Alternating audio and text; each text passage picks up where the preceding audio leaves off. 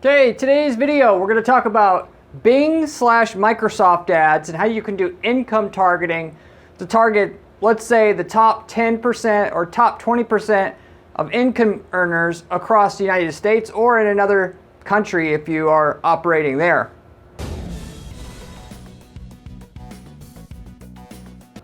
This is particularly useful, you guys, given that basically 60% of all the purchases out there being made are being made by the top 20% of income demographic in the US. And a lot of markets, you simply either won't make money marketing to everybody regardless of how much money they make or have, or you'll make way less of an ROI or have a way less overall potential to get customers through Bing/Microsoft, as well as your other advertising, if you don't narrow down your advertising to people who actually can afford to buy from you. People that aren't in the top 20% don't have disposable income laying around. The bottom 80% for the most part, or bottom 60 to 70%, you can check these stats, are people living paycheck to paycheck. So they got to see what you have, wait till payday, hope and pray that they remember to buy from you. And why do all that when you can just market to the people that have disposable money to buy now if you make a compelling enough case to them? The problem with Bing/Microsoft ads is they do not make it easy for you to do this. On Google, Facebook, it's a little easier, but I'm going to show you specifically how to do that on today's videos. There's a simple, well, not so simple, but fairly simple to understand 5-step process to target just the top 10%, just the top 20% income demographic on Bing, or bottom 50% if you're doing, like, let's say, things that appeal to poor people and only poor people, so you don't have to waste money marketing to people who want higher quality stuff, for instance. So with all that said, we'll get into the content here.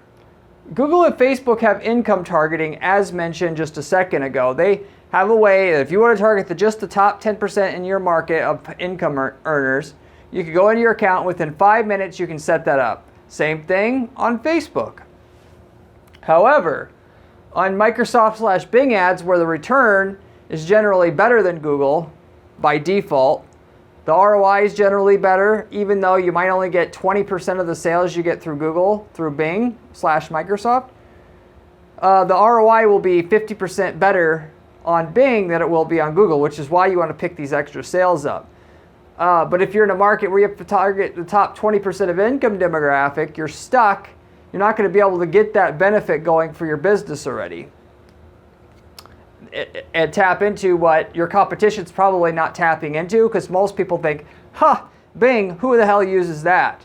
And just be the only one in your markets that's there, or one of very few in your market doing it that advertise on Google Ads already in your market. So doing income targeting on these other platforms, Bing, TikTok, other places, is considerably more labor intensive, even though it's still doable to do it. I came up with a way to do it if you still want to do it for your market, and basically have to do it for your market. So what is that process?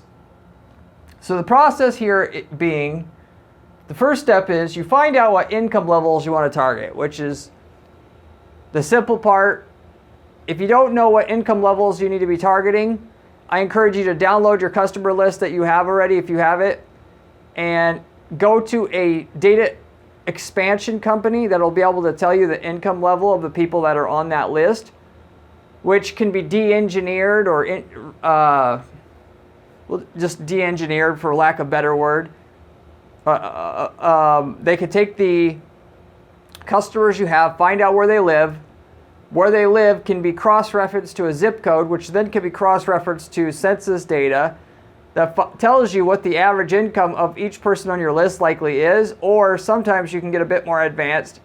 And if you have the person's full name, you can actually find out their income, because there's databases out there that say what a person's income is on an individual level. Anyway, you gather data, you find out what's selling, or who's buying, who's not.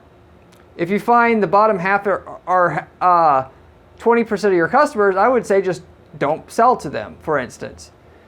You could also go into your Google Ads account if you run ads there already, which I assume you do if you're considering doing Bing, you could go under your audience menu of your account and then see if you have had your conversion tracking set up, who's buying at what income level and what the conversion rate and cost per lead and ROI is on each income level there, just inside your account already. So once you got that data and you know basically who's worth selling to and who's not, you can go into the second step for income targeting on Microsoft/Bing ads, which is use IRS income tax return filing data to see which zip codes nationwide have the income demographics that you're looking for in general. So if you're going for the top 10% of income earners across the US, you could just Google this, it's free information. You could find income demographic data by zip code that shows, you could type in 100 wealthiest zip codes in America, and it'll say all the zip codes and then do it, say wealthiest 100 zip codes in America, tax/IRS data. And then you'll get a list, which if you can't find the list, just reach out to me, I'll point you to the list.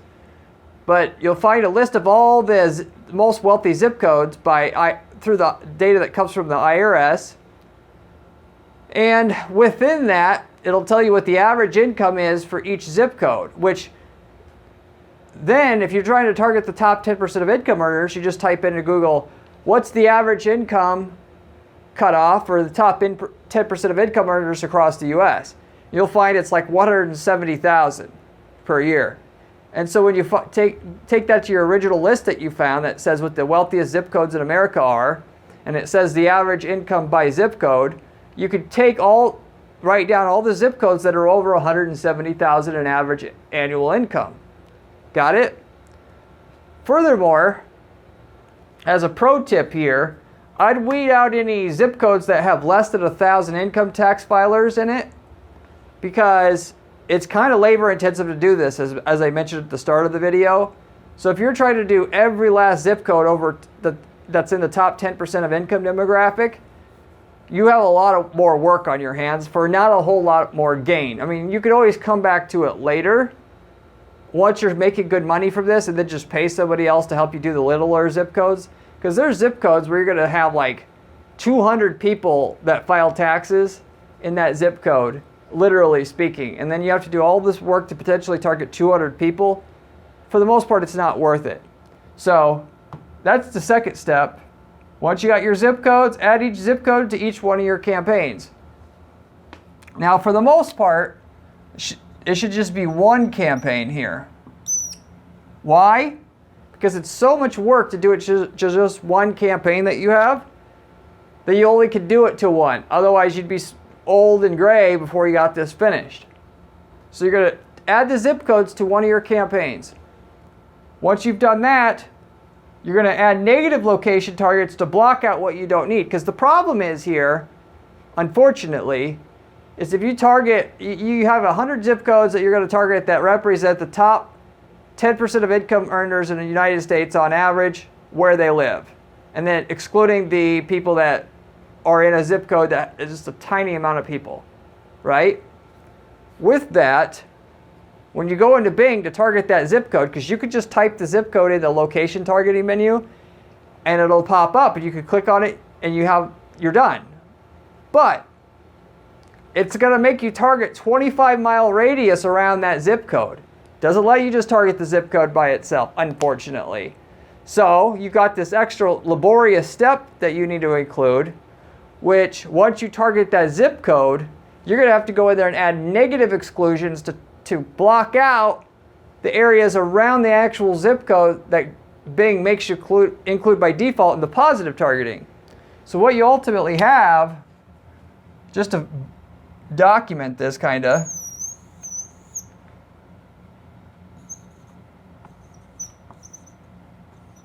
let's say this is when you target zip code 51442. It's going to make you target this 25-mile radius around 51442. 51442 though will only be like, it'll be an area like this within the general area, because what I do is I'll go look at that zip code on Google and see what area is actually represented by that zip code. Then once I see what within the circle that Bing drew in the audience targeting menu, I'm going to go in there and I'm going to find all the cities that are within that 25-mile radius circle that they make you do, and then exclude those cities manually each time. So find this city, exclude it. Find this city, exclude it. Find this city, exclude it. Find this city, exclude it.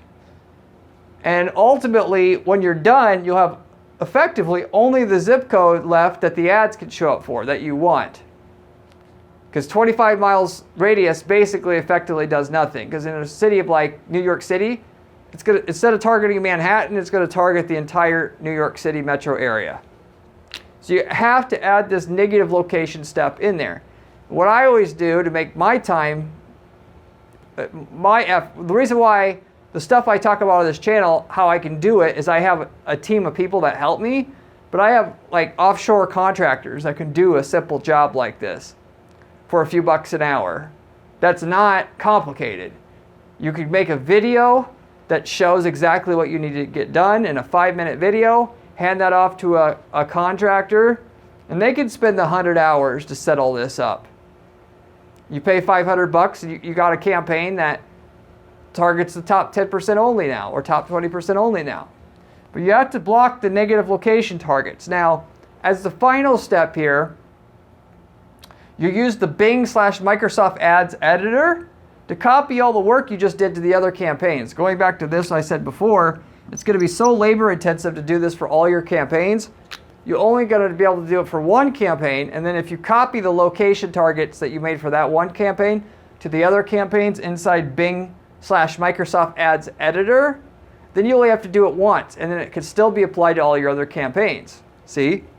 So in Microsoft/Bing Ads editor is just a tool, a software that Microsoft Ads offers all their advertisers for free. Download it, and it allows you to do bulk editing on your campaigns, and it's made for stuff like this, so that if you want to copy the location targeting you did for one campaign to all other campaigns, you could click on it, click copy, click on the other campaigns, click paste, and you're done.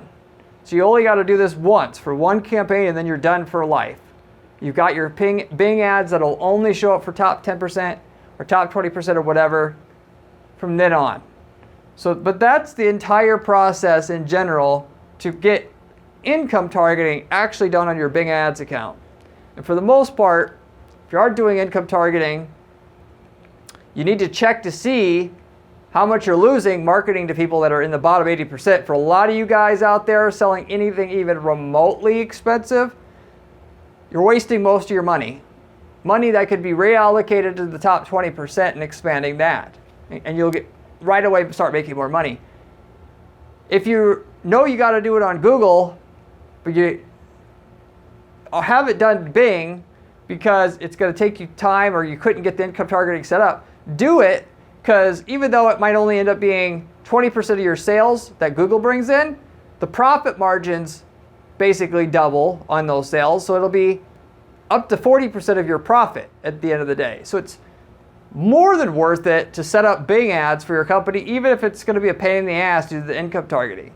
The reason why it's going to be 40% of your profit is because your competition isn't going to A, know how to do this, and B, even if they saw this very video, they're going to say, Psh, I ain't doing all that bullshit. And they're just going to leave it to you. So if you're the one person who does it in your market, you get all those profits forever. 100 hours of data entry time from somebody you could do the work will mean you'll make another few $1 million over the next 10 years because you got Bing ads running for your company as well. It's a really idiotic thing to just not do that work. I mean, think about all the other shit you spend time on in your business to save smaller amounts of money. You know, it doesn't, if you put it into context like that, it doesn't make any sense not to do it. So, but with that said, I pretty much said all I could say about Bing ads and income targeting. If you liked the video, I'd appreciate if you would give the video a like and consider subscribing, as I have a lot of other videos on this channel that will make you a fortune running online ads for your business. I manage several dozen ad accounts for my clients at any given time, and the stuff that works, I pass on to you on this channel. It's coming from an actual practitioner here, which is why this is the best information you're going to find on YouTube on actually being able to make money with online ads. Most of the people that you see, they're YouTubers. They're not ad agency owners. Don't take it from somebody who's just tried to sell you some bullshit. Of course, I have something to sell, which is we do ad management for clients, but we guarantee results for our clients and we don't take fees up front. So if you're looking for an ad manager who isn't full of shit, can actually get your results, reach out to my firm at guaranteeppc.com. Be happy to look over your stuff and see if I can work with you. I don't work with just anybody, but if your stuff looks good, you have a good product or service to sell, I'll estimate how much results I can get for you and make you an offer to increase your results a certain minimum amount up front before we take any fees at all. Or take a percentage of your sales growth forever if you want to go that route, which is what we've been doing more and more at our agency because we know our stuff works and we make the most money that way. So anyway, reach out to my firm if you're interested in that. I also have a blog at guaranteeppc.com/blog. If you like the channel, you'll like the blog as well. And if you have any questions about anything I covered here today, leave me a comment below. I get back to every single person who leaves me a comment on this channel, usually within a couple days' time. So with that, I'll wrap it up. Hopefully you enjoyed this video, and I'll see you in my next one where I have another great strategy for you there. See you later.